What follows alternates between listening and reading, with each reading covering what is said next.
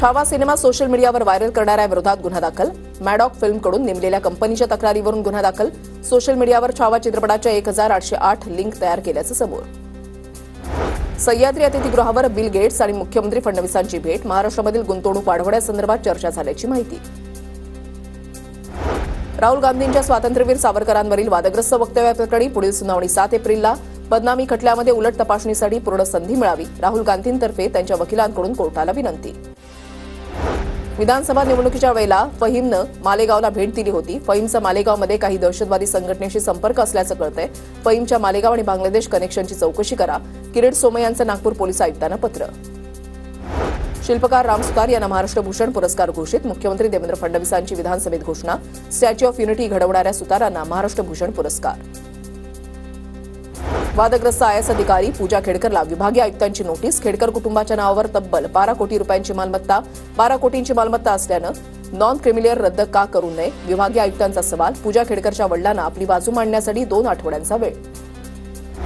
आर्थिक गुन्हे शाखेकडून आयपीएस अधिकारी रश्मी करंदीकरांना समन्स. पती पुरुषोत्तम चव्हाणांना ईडीकडून अटक झाल्यानंतर घोटाळ्याप्रकरणी रश्मी करंदीकर यांना समन्स. केंद्रीय मंत्री नितीन गडकरींच्या विरोधातील निवडणूक याचिका नागपूर खंडपीठानं फेटाळली. याचिका गुणवत्ताहीन असलेल्यांचं नागपूर खंडपीठाचं मत. संतोष चव्हाण आणि सूरज मिश्रांनी दाखल केली होती याचिका. मुंबई पुणे द्रुतगती मार्गावर 2030 पर्यंत टोलवाढ नाही. एक्सप्रेस वेवरील टोलवाढीचं सूत्र 1 एप्रिल 2005 सालीच निश्चित. 30 एप्रिल 2030 पर्यंत कोणतीही टोलवाढ होणार नाही. Vandre Worli sea link, Mumbai Pune expressway आणि मुंबई नागपूर समृद्धी एक्सप्रेस वेवरून प्रवास करणाऱ्या वाहन चालकांना फास्टॅग नसल्यास दुप्पट टोल भरावा लागणार. 1 एप्रिलपासून नवीन नियमांची अंमलबजावणी केली जाणार. मुंबईसाठी 238 लोकल गाड्यांच्या खरेदीला मंजुरी. गर्दीच्या समस्येवर तोडगा काढण्यासाठी रेल्वेमंत्री अश्विनी वैष्णव यांची घोषणा. प्रवाशांचा प्रवास अधिक सोयीस्कर आणि सुरक्षित होणार. क्रिकेटर चहल आणि त्याची पत्नी धनश्री वर्माचा घटस्फोट. कौटुंबिक न्यायालयानं दोन्ही जोडप्यांच्या घटस्फोटाला मंजुरी दिली.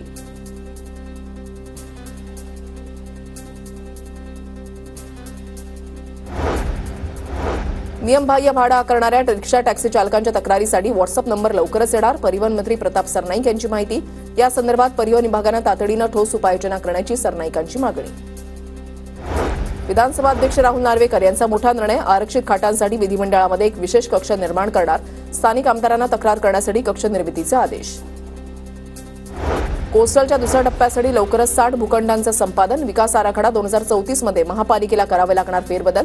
उत्तरेकडील दुसऱ्या टप्प्यासाठी महापालिकेकडून तयारी सुरू. मुंबई महापालिकेच्या मालमत्ता करापोटी 5392 कोटींची वसुली.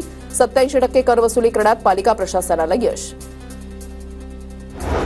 एसआरए म्हाडा प्रकल्पांसाठी समन्वय कक्षाची निर्मिती. उपमुख्यमंत्री शिंदेंच्या कार्यालयामध्ये समन्वय कक्ष स्थापणार. दर महिन्याला सचिव स्तरावर आढावा बैठक घेण्यात येणार.